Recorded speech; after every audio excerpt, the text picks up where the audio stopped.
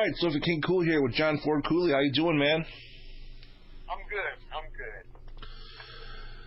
So, I understand you're releasing a new album, is that correct? Yeah, I've got a brand new one called Eclectic. It's actually just about a year old now. It's 26 brand new songs. You've never heard any of them. It's not any of the remakes of anything that Dan and I have done previously. It's all brand new material. And musically, it is all across the board. It's called Eclectic because there's classical and pop and rock and swamp and country and folk and, everything but rap and Lithuanian disco focus. So, Man, that's quite an amount of tracks. 26. Yeah, 26. Double CD. Actually, what happened was, there were years that I was writing, and of course, nothing was happening with them because I didn't have a recording contract, and they just happened to be a lot of songs that I really liked.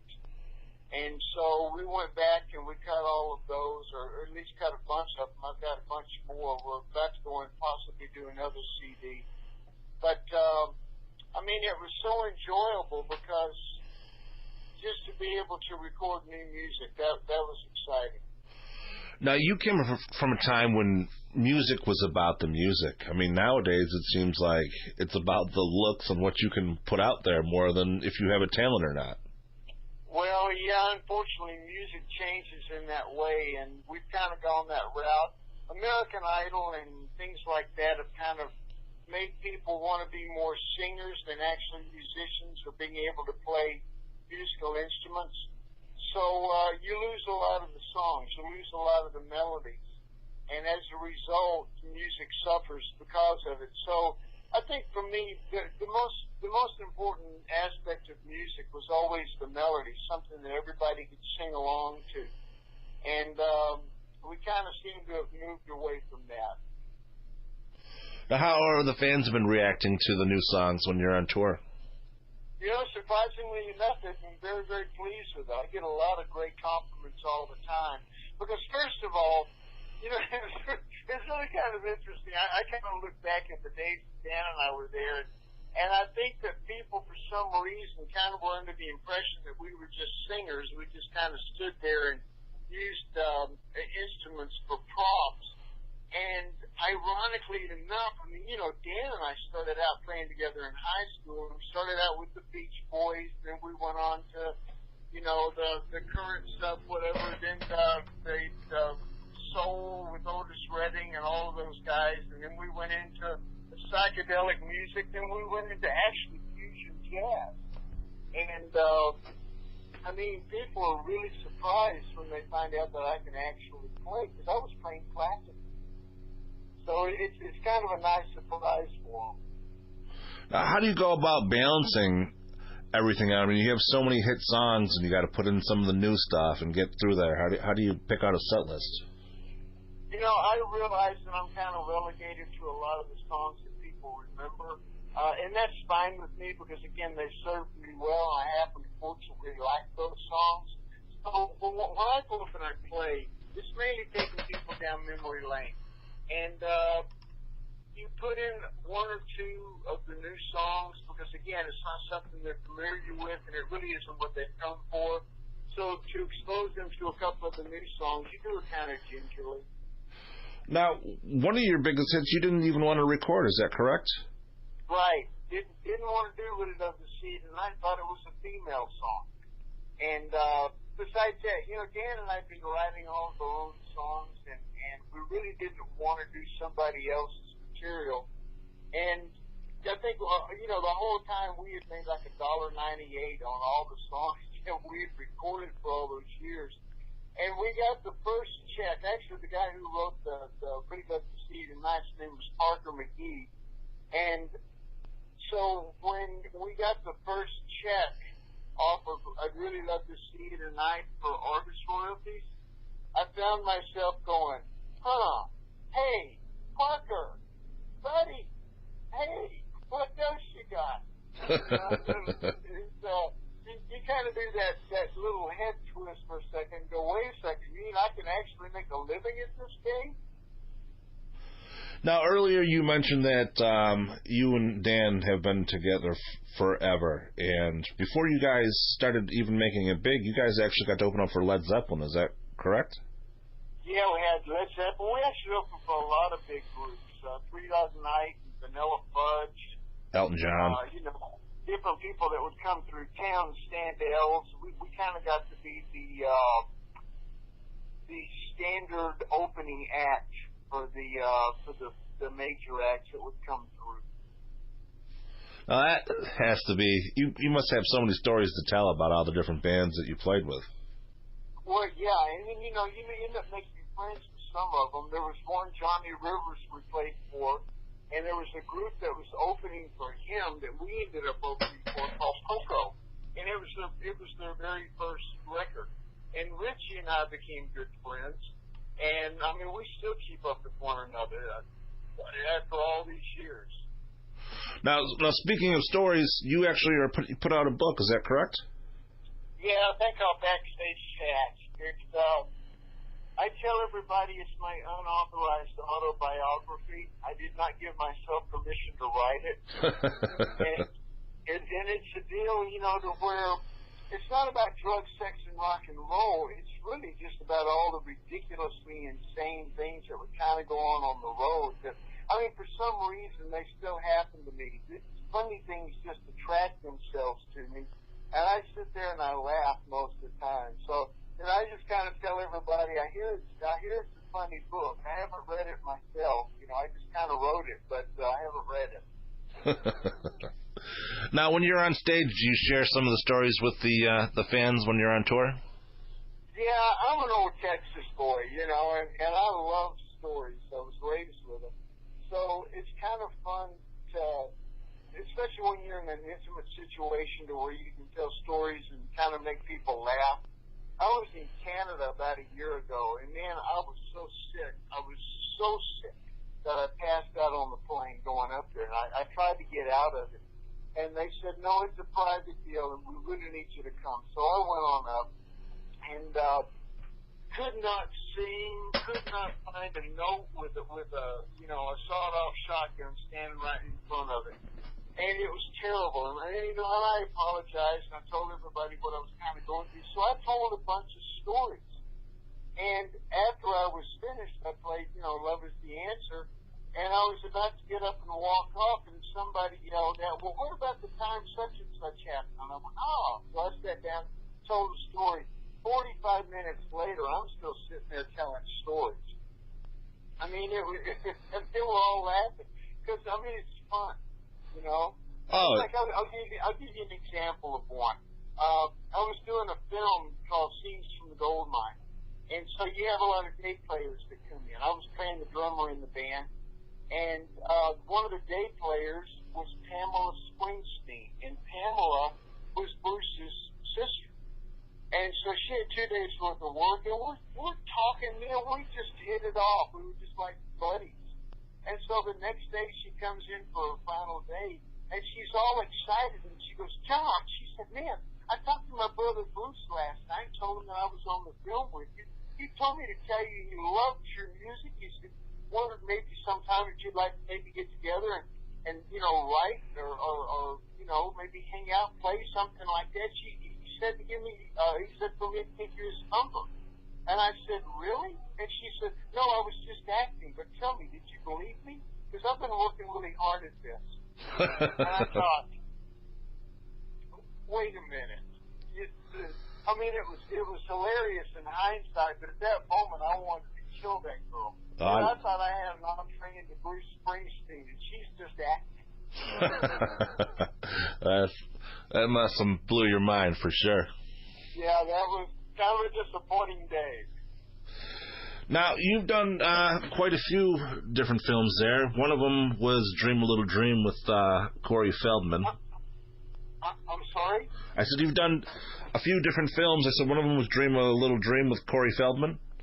Right. Yeah, Corey Feldman and Corey Haim. I got to throw Corey down the stairs, beat him up.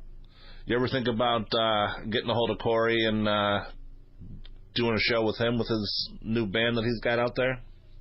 No, I've not. You know something? I haven't seen Corey in about 15 years.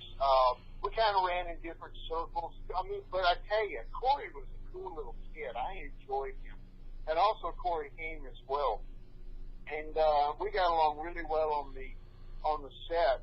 I don't know what he's doing musically. I went to go see him after we did the film in the band that he was in. He was kind of doing more of a Michael Jackson thing at that time. So Corey's really a talented individual. Really was. Now, how do you go about picking the acts that you tour with? I mean, I know you're coming to the Riviera Theater here next month, and that's a show with Greg Kinn. You know, most of the time I get picked up on shows. This is the first time that I'm playing with Greg. And, you know, I'm just as bad about knowing music as just about everybody else is and who did it. And so they said, well, you're playing with Greg Kill. And I went, okay, who is he? You know, I'm sorry, I'm not familiar with the name right off the top of my head. And they said, oh, well, you know, he did the Jeopardy song. And I went, oh, yeah, I remember that. Yeah, and then Jeopardy said, yeah, I remember that one. They said, and he did the other song. And I went, oh, I thought that was Billy Idol. I said, well, geez, okay. But it was because nobody tells what the name of the band is anymore after they play the song. So I kind of fall into the same situation that most people fall into. I mean, you know, it's surprising. People will look at me and they go, now I don't recognize your name. And I go, well, you know, I'd really love to see it. Oh, yeah, I know that song. And I said, oh, yeah, I know that. So that's pretty much how it goes. But normally we do a lot of different groups. Like I play with Ambrosia a lot, or Steve Bishop, or Player, or Fireball, or Orleans. You know, we got kind of a group that we kind of go around with. Bill Champlin, you know, from Chicago, things like that. Now, you do about 50 shows a year, is that right? Yeah, about that. It beats having to go on the constant hassle of being on the road for months at a time. Well, you know, fortunately enough, I don't have to do that any longer. You know, back during the days when Dan and I were touring, we were doing all these big tours, we'd be gone anywhere from 2 weeks to 2 months. And that got old really quickly. So now pretty much I go out on the weekends and just play, you know, Friday or Saturday night, occasionally a Sunday night. So most of the time I get to spend at home, so I'm doing the things that I would enjoy doing and just kind of go out on weekends. Well, I mean, that's great that you're fortunate enough to be able to go ahead and pick and choose when you want to go on the road and do what you want to do. It gives you more time to put up the music that you're doing now. Yeah, well, that's the great thing about it, is because we're not trying to get radio everywhere, so we're not having to try to pull the slot machine on that. And so I don't really have to do that anymore. I just kind of go out and, I mean, it's wonderful for me because I'm a big history fanatic. So normally I'll take the day off if I'm going someplace historical the day before and be able to go in and kind of look at the town, see what went on, you know, and that's very enjoyable for me. I mean, that's great. I mean, most musicians don't get to have the opportunity. When they pull up in their bus, they get to look around outside, and they're getting thrown on the stage before they know it, and they're on the bus to the next place.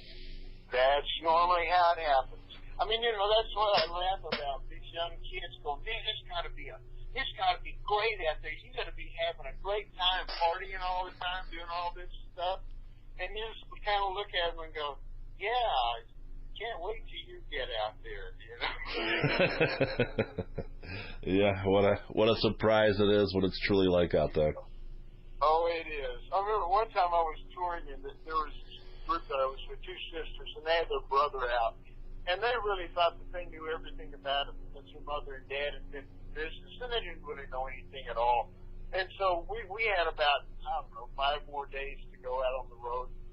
And I looked at the brother, and he had these glaze over his eyes. I mean, it was just like looking at a big donut. And I said, Gary, what's today? And he went, I said, Wednesday. We go home Sunday. That's 5 days. That's the 14th. And he went, oh, okay. It was just like, you know, Right. it was funny watching that. Yeah, you lose track of everything being out there for so Oh, long. you do. And I said, you have to start counting backwards, you know, as opposed to going, you know, today is the 10th, and we go home on the 14th. You go, okay, on the 14th I go home, 13th I'm here, 12th I'm there. And that's pretty much how it kept me kind of focused. Because you do suffer some serious burnout on the road. It's just like you said, you travel in, you're in a town less than 24 hours, you fly in, you go, you do the sound check, you do the radio, you go play the show, you eat at Denny's afterwards if they've got one in the town, you go to sleep, you wake up at 7, you get ready to go, hop on the plane, you do it all over again. And, I mean, it can wear you down. It really can. Where it really hurts you is your throat. Oh, yeah. You're not getting enough sleep. That I'm assuming it builds some tension up between band members. I mean, being in close quarters with somebody for that long of a period, man, someone's got to rub someone the wrong way sooner or later.